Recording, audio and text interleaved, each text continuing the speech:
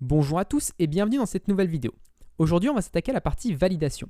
Comme on l'a vu dans les vidéos précédentes, l'utilisateur peut envoyer des valeurs erronées ou ne pas envoyer de valeurs du tout et du coup, il faut qu'on valide ces données. Donc là, on a plusieurs informations à valider comme name, ligne 1, postcode, city et country, sont toutes des valeurs qui sont obligatoires. Donc on va créer tout de suite un nouveau test dans checkout test. Donc après notre test happy pass, donc le test joyeux où tout se passe bien, où l'utilisateur envoie les données correctement, on va créer un nouveau test ici qui va contenir, on va dire si l'utilisateur oublie une donnée. Donc on va dire billing address name is required. Donc dans ce test, on va copier-coller notre setup, notre partie setup du test précédent, ici. Et on va juste modifier la partie name. Donc à la place de John Doe, on va mettre une chaîne de caractères vide. Alors pourquoi je mets une chaîne de caractères vide? On pourrait également mettre nul ou on pourrait tout simplement ne pas mettre la clé. Alors il faut savoir que Laravel, pour lui, c'est la même chose. Quand on lui demande qu'une valeur est required, il va échouer si c'est nul, si c'est absent ou si c'est une chaîne de caractères vide. Mais également, un navigateur classique, un Firefox, Chrome, si dans un formulaire HTML il y a une clé et qu'elle n'est pas remplie, et bien par défaut, son comportement va être d'envoyer une chaîne de caractères vide. Donc moi, je préfère être cohérent avec le comportement des navigateurs classiques et simplement envoyer une chaîne de caractères vide. Comme ça, on est au plus proche de ce que fait les navigateurs. Donc comme ça, on n'a pas besoin de... s'il y a un bug dans Laravel ou n'importe quoi, je ne sais pas ce qu'on pourrait imaginer, mais voilà. Donc je préfère mettre une chaîne de caractères vide plutôt que nul ou plutôt que d'enlever la clé. Ensuite, on va vérifier qu'on a bien un assert session as errors, comme on l'avait fait pour le cart, et cette fois-ci, ce sera billing address.name. Donc on va vérifier. Donc si j'envoie ce test avec phpunit filter, on va avoir une erreur comme quoi il n'y a pas de clé errors. Donc c'est très facilement corrigeable. On va sur notre checkout controller et on va créer la validation. Donc avec la fonction validate, on va lui dire que la clé billing address.name est une clé qui est required. Donc une fois que ceci est fait, qu'on relance notre test, tout fonctionne, tout est au vert. Donc je ne vais pas faire tous les tests, parce que ça va être un petit peu long de faire un petit peu postcode, city, country, mais je voudrais en faire au moins un deuxième pour vous montrer les problèmes de ce test et pourquoi on va devoir l'améliorer. Donc je vais dupliquer tout ça rapidement et on va créer la même chose pour ligne 1. On va remettre John Doe en name, parce qu'on veut quelque chose de valide à ce niveau-là, et en ligne 1, on va mettre une chaîne de caractères vide. Ensuite, je vais vérifier qu'on a bien point ligne 1. Donc si je lance ce test, on va copier-coller rapidement, juste pour vous montrer qu'on a exactement la même erreur et qu'on va la corriger de la même manière, c'est-à-dire en créant une nouvelle règle de validation pour la ligne 1. Je relance, on est au vert. Donc là, tout est bon, on a deux tests qui nous paraissent corrects. Le problème, c'est que ces deux tests sont très semblables. Si je regarde ces deux tests, il y a vraiment très peu de lignes qui vont changer. En fait, il y a juste une ligne, cette ligne name qui va changer, et la ligne assert session as error, qui va correspondre à la bonne clé de validation. Ce qui me gêne moins, c'est la similitude entre les deux tests. Parce que les deux tests, ils sont similaires, mais ils testent également des choses, on va dire, similaires. Par contre, on a beaucoup de bruit dans ces tests. En fait, on a beaucoup de choses qui sont similaires, mais à la rigueur, on s'en fiche. On ne devrait même pas les voir dans les tests. Si je regarde, par exemple, ce this postcard, si j'ai mon chiffre 3 ici, qui est le plus, qui me saute aux yeux, 3, si je passe à 5, mon test fonctionne de la même manière. Et ça, déjà, ça devrait vous mettre la puce à l'oreille, comme quoi c'est une valeur qui est un petit peu bizarre. Si c'est une valeur que dans votre test que vous pouvez changer comme ça et ça ne casse pas votre test, c'est qu'il y a peut-être un problème. On peut regarder en comparaison avec mon test principal. Si je passe ici le 3 à 5, ça va casser. Parce que dans mon test principal, ligne 59 ici, j'ai un assert equals de la quantity. Donc ce 3 est utilisé et du coup est utile pour la suite du test. Donc dès que j'ai quelque chose qui n'est pas utile pour la suite du test, je vais avoir tendance à vouloir l'enlever du test pour simplifier. Donc on peut créer un helper par exemple et on va le nommer d'une manière qui va être beaucoup plus cohérente et qui va nous permettre de lire le test bien mieux. Donc comment on va faire? Par exemple ici ce qu'on veut nous c'est un panier non vide. Tout ce qui nous intéresse dans ce test là c'est de dire je veux post sur checkout avec un panier non vide et c'est ça qui est important. Parce que si on poste avec un panier vide on aura sans doute d'autres erreurs qui vont apparaître. Donc là je vais créer une fonction que je vais appeler with non-empty cart. Et dans cette fonction, je vais copier-coller mes 5 lignes ici de setup. Ensuite, pour pouvoir avoir une interface un petit peu plus agréable, je vais return this pour qu'on puisse chaîner, on va dire, les différentes fonctions. Et du coup, ça va rendre le test plus lisible. Donc là, je vais faire this with non-empty cart. Et ensuite, je vais directement chaîner la fonction post.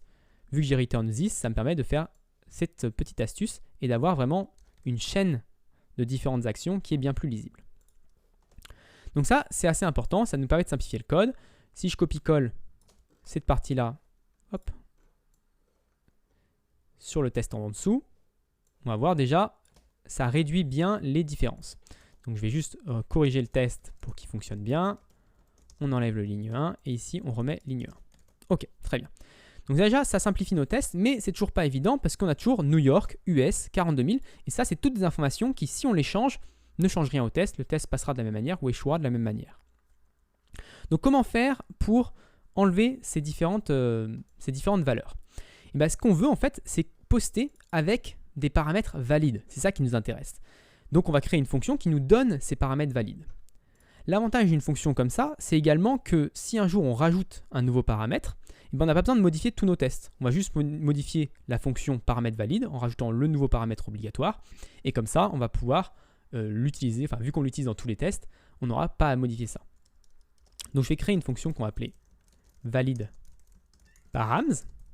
Et dans cette fonction, je veux return le post qui est ici. Une fois que ceci est fait, on va pouvoir l'utiliser dans nos tests.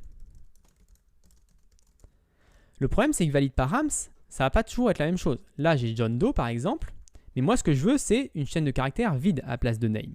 Et ça, on va devoir pouvoir le modifier. Donc pour faire ça, ce qu'on fait habituellement, c'est passer un tableau d'override, c'est-à-dire un tableau qui va écraser certaines valeurs, mais garder les autres. Donc ce tableau, on va l'accepter en paramètre ici. Ça sera un tableau qui sera optionnel. Et ensuite, on va fusionner les deux tableaux. Alors on pourrait se dire naïvement qu'on va utiliser la fonction array merge de PHP avec en deuxième paramètre le paramètre overrides. Donc si je teste cette fonction, ici, je vais enlever toutes les valeurs qui ne m'intéressent pas et on pourrait se dire que ça fonctionne de la même manière. Mais ce n'est pas le cas. Alors je vais tester tout de suite. Alors je fais une petite faute, valide params, post. Donc je vais faire un DD ici. Et on va afficher le résultat de cette fonction thisValideParams et on va voir que ce n'est pas tout à fait ce que j'aimerais dans mon test. Donc je vais arriver ici, je vais relancer pour name. Et là on voit que effectivement ce n'est pas du tout ce que je veux. Il a écrasé totalement le tableau billing address et il n'a pas gardé toutes les autres valeurs. En fait, il faut savoir que la fonction arrayMerge, elle ne fusionne pas les sous-tableaux. Et donc ça c'est problématique parce que nous on veut fusionner les sous-tableaux. Alors il y a une fonction qui s'appelle arrayMergeRecursive. Donc je peux tester cette fonction-là. Mais on va voir, elle ne fait pas tout à fait exactement ce qu'on veut. Donc si je relance maintenant, on voit que ça a bien mieux fonctionné déjà, parce qu'on a nos différentes valeurs qui sont présentes. Par contre, pour name, on a des valeurs qui sont identiques, mais on a un sous-tableau qui a été créé avec les deux valeurs. Donc c'est pas non plus ce qu'on veut, parce que nous, on voudrait juste la deuxième qui soit présente. Alors comment faire pour réparer ce problème? On peut utiliser des fonctions qui sont présentes dans la documentation de php.net. Donc si je zoome un petit peu, ici il y a des gens qui proposent justement exactement ce qu'on veut faire, arrayMergeRecursiveDistinct, et qui permettent de fusionner deux tableaux en ne gardant que la dernière valeur. Ça, c'est notre premier point qui peut être utile. Le problème, c'est que ces fonctions-là, je ne les comprends pas. On va dire que c'est complexe, qu'il y a des choses qu'il faudrait pouvoir les lire et les comprendre bien pour vraiment les utiliser. J'aime pas trop utiliser, copier-coller des choses sans les comprendre. Et d'ailleurs, je les ai testés en off avant la vidéo et cette fonction-là, elle ne fonctionne pas a priori. J'aurais réussi à trouver une qui fonctionne, c'est celle-là. Mais vous voyez, c'est une fonction qui est très complexe. Et moi, j'aime pas trop les fonctions complexes dans mon code, surtout si je dois les copier-coller, parce que bon, voilà, s'il y a un bug dedans, on ne sait jamais. Donc moi, j'ai trouvé un algorithme qui est peut-être un petit peu moins performant, mais au moins qui est un peu plus lisible. Ce que je vais faire, c'est utiliser l'helpers array.dot. Alors, qu'est-ce que c'est la fonction array.dot en Laravel? C'est une fonction qui va flatten un array, donc un array multidimensionnel, donc un array avec des tableaux à l'intérieur. Ça va le transformer en foo.bar, un petit peu comme ce qu'on fait partout dans notre code, ici, quand je parle de billingaddress.name. En fait, ça va juste fusionner les sous-tableaux en rajoutant des points pour les séparateurs. Donc, si par exemple, je vous montre avec ici, si je fais un array dot et que je vous affiche le résultat de ça, pour vous montrer un petit peu à quoi ça pourrait ressembler, Hop. Je relance. Donc on voit le array.dot, ça va me créer un tableau comme ça. Donc ça, c'est plutôt pratique. Ensuite, si je fais un array.dot des overrides, ça va me donner aussi un tableau intéressant. Donc là, si je passe en deuxième paramètre array.dot de overrides et que j'affiche, on voit que j'ai un tableau address name et un tableau billing address name. Donc ça fonctionne plutôt correctement. Ensuite, je peux utiliser la fonction array_merge de PHP, la fonction classique, parce que ce n'est plus un tableau multidimensionnel, donc j'ai plus besoin de faire array_merge récursive. Donc si j'affiche avec dd, le résultat d'array_merge, donc ça devient un petit peu complexe, mais on verra après comment l'extraire dans une fonction, et que je relance, là cette fois-ci on a ce que je veux, c'est-à-dire billingaddress.name est une chaîne de caractères vide et on a toujours les autres valeurs. Le seul problème de ça, c'est qu'on a besoin de déflatten ce tableau, c'est-à-dire retrouver un tableau multidimensionnel, parce que nous, c'est ce qui nous intéresse, c'est d'avoir un tableau multidimensionnel en sortie. Et pour ça, il n'y a pas vraiment d'inverse à array.dot. C'est pour ça que je vous ai montré cette issue sur le framework, c'est pour avoir l'opposé de array.dot. Et ça, on va pouvoir l'avoir grâce à quelqu'un qui a donné une petite fonction ici, qui est très compréhensible. Donc on va créer un tableau et on va utiliser array_set en parcourant le tableau. Donc ça, c'est assez compréhensible, c'est 4 lignes, et ça ne me dérange pas de le rajouter dans mon code. Donc ce que je vais faire, c'est créer la fonction juste en dessous ici. Function, je vais dire array_undot.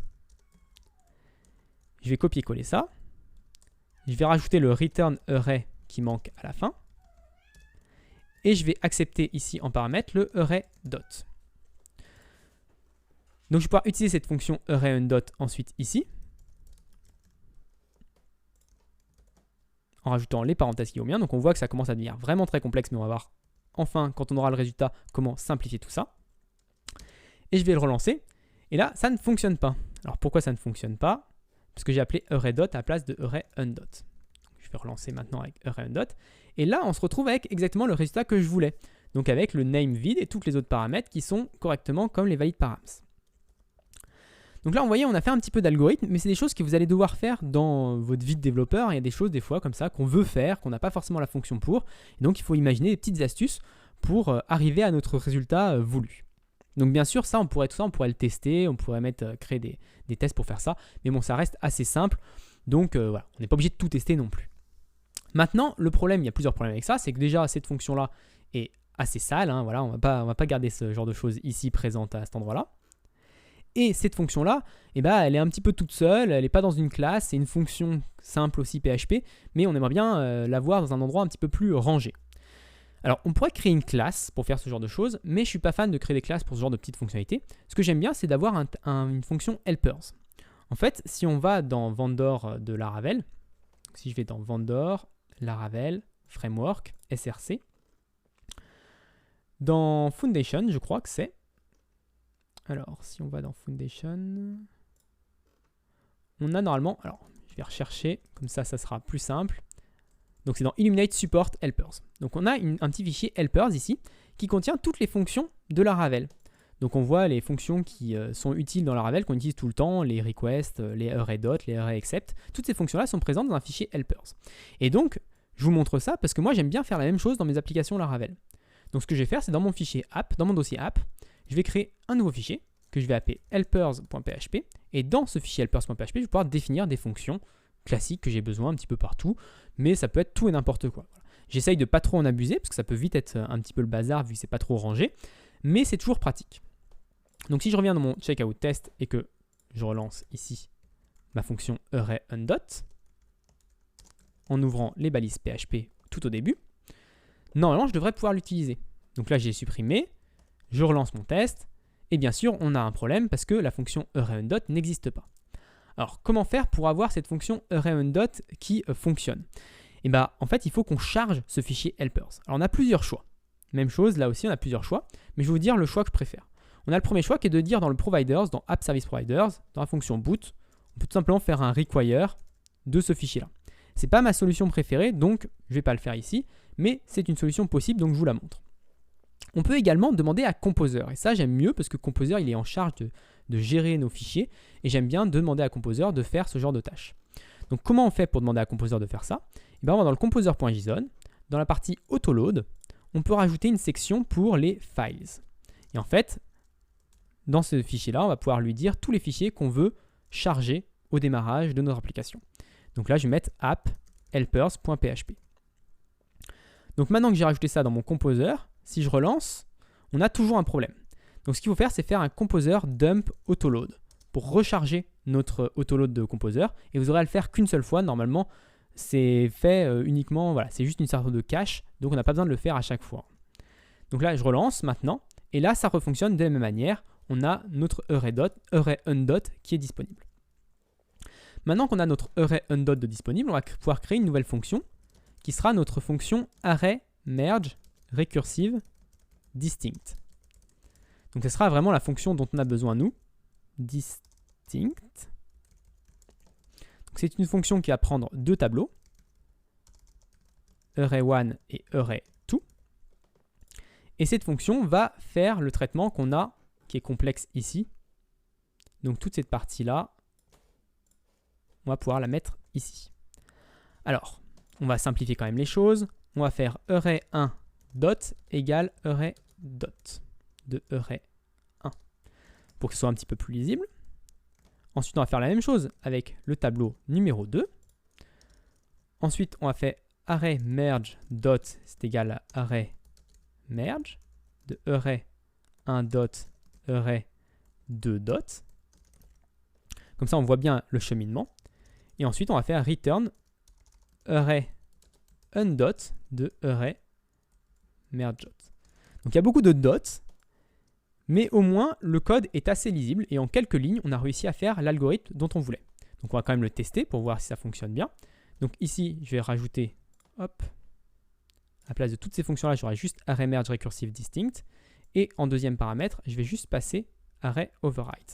Alors je vais avoir des problèmes de parenthèse. Ici, j'ai une parenthèse manquante et c'est bon. Donc normalement, cette fonction array merge recursive distinct fait la même chose que ce qu'on voulait faire auparavant. Je relance quand même.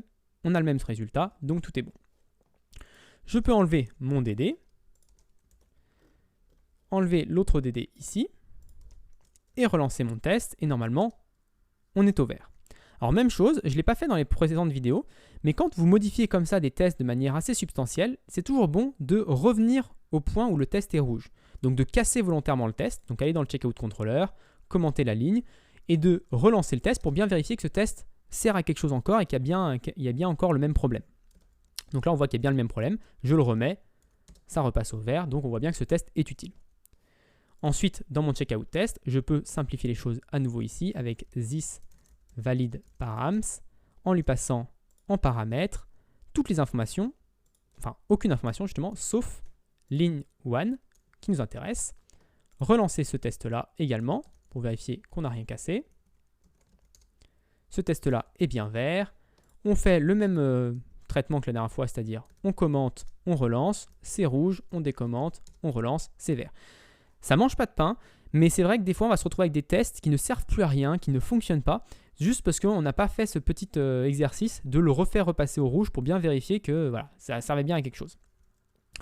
On peut également relancer tout notre checkout test. Donc si je remonte tout en haut, ici, PHP unit-filter checkout test, tout est au vert, donc on n'a pas cassé non plus notre happy path qui continue à fonctionner correctement. Et ça, c'est quand même important.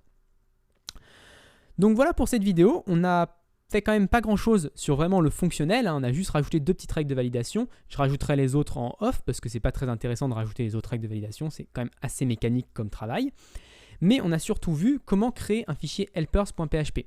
Donc ça, c'est vraiment quelque chose que j'utilise dans quasiment toutes mes grosses applications Laravel. On a toujours besoin de quelques petites fonctions et c'est toujours pratique de les avoir sous la main. Vous pouvez les gérer avec Composer ou avec un provider, ça c'est à vous de voir. Également, beaucoup de gens n'aiment pas les avoir dans le dossier app parce que soi-disant le dossier app c'est seulement pour les classes PHP et on ne veut pas mélanger les classes PHP avec un fichier PHP classique tel qu'on avait l'habitude de le faire il y a quelques années. Donc l'autre emplacement que d'autres gens utilisent c'est dans le dossier Bootstrap. J'ai beaucoup vu aussi Bootstrap Helpers, ça fonctionne également. Vous pouvez le faire un peu où vous voulez, tant que vous mettez le bon chemin dans votre app service provider ou le bon chemin dans votre composer.json, ça devrait fonctionner. Donc voilà pour cette vidéo, j'espère qu'elle vous a plu. Si elle vous a plu, n'hésitez pas à vous abonner et à la partager. Et moi, je vous donne rendez-vous très rapidement dans une autre vidéo sur Laravel.